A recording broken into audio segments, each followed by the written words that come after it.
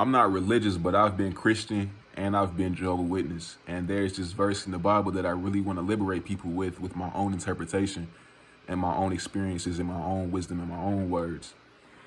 Matthew 18.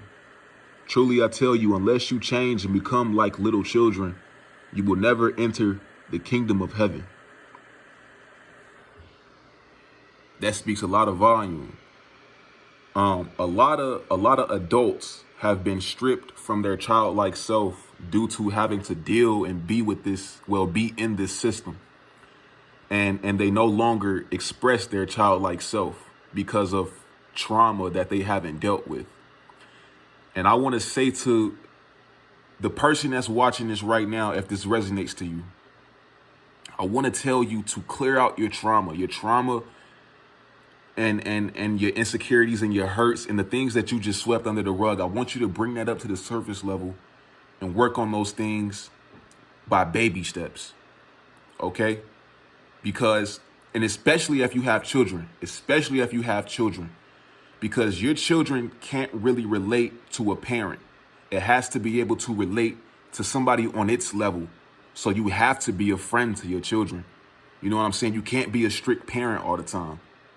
Even it don't matter if it's a toddler or a teenager.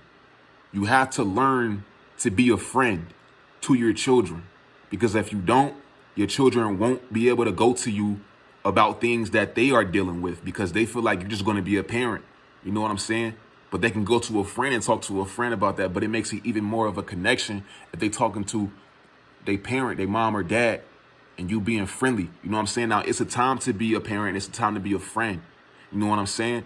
But I honestly do feel like a lot of adults have been stripped from their childlike selves, having to deal with this system and pay bills and be in the system. You know what I'm saying? Having a job and shit like that. But really take the time to do shadow work. And shadow work is acknowledging your shadow, because you have the light and the dark. Acknowledge your shadow. Acknowledge the things that you don't like about yourself. Acknowledge the things that you put off to the side years ago. You know what I'm saying? A lot of y'all stopped fighting years ago and you just gave up. A lot of y'all really did stop fighting.